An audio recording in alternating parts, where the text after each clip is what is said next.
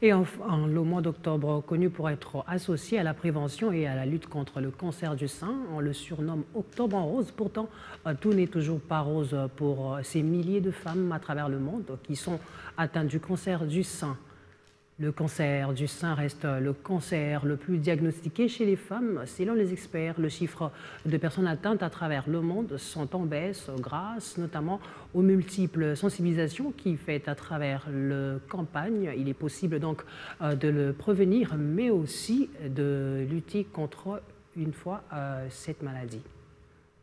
On a coupé dans la tumeur, donc les marges ne sont pas saines. Alors on doit absolument faire la radiothérapie, mais ça va aller. Hein, donc ça va aller. Il faut déjà pas avoir beaucoup d'inquiétude. Pour le traitement de cancer, la confiance en soi de la patiente est très très importante. La santé humaine, particulièrement celle des seins, est un cas de santé publique et appelle par ailleurs à la prudence personnelle des femmes, mais aussi de leurs partenaires hommes. C'est ainsi qu'il est recommandé aux femmes de consulter leur médecin généraliste ou une sage-femme au moins une fois par an pour un diagnostic spécialisé. Selon les statistiques de l'OMS, le cancer du sein constitue l'une des premières causes de décès chez la femme.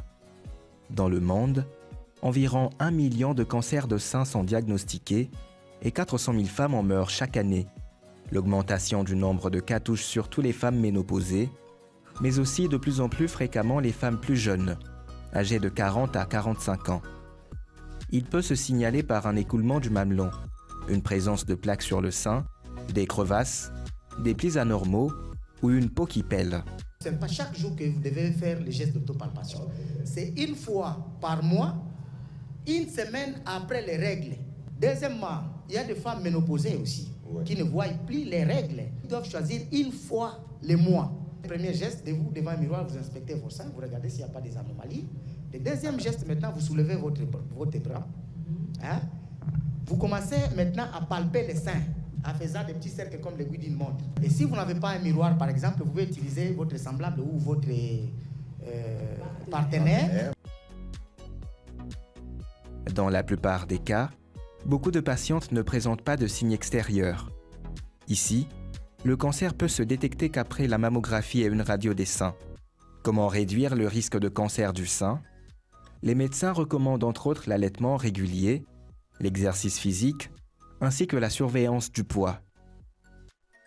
Il faut également éviter l'abus de l'alcool, l'exposition à la fumée de tabac, et il faut suivre un traitement hormonal prolongé et éviter de s'exposer de façon excessive au rayonnement. Faute de prévention et d'équipements appropriés pour le détecter, de nombreuses femmes en RDC découvrent tard qu'elles sont atteintes du cancer du sein et n'en guérissent presque pas. Dépistée à temps, cette maladie peut pourtant être traitée sans dommage.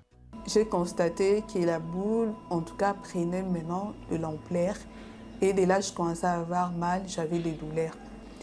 Et le médecin m'avait conseillé, du moment où elle a vu ce résultat, elle m'a conseillé de ne plus traîner, que je dois me faire opérer, qu'on devrait m'enlever tous les seins. Comparé à d'autres pays, les avancées dans le traitement du cancer du sein chez nous se font à pas de tortue.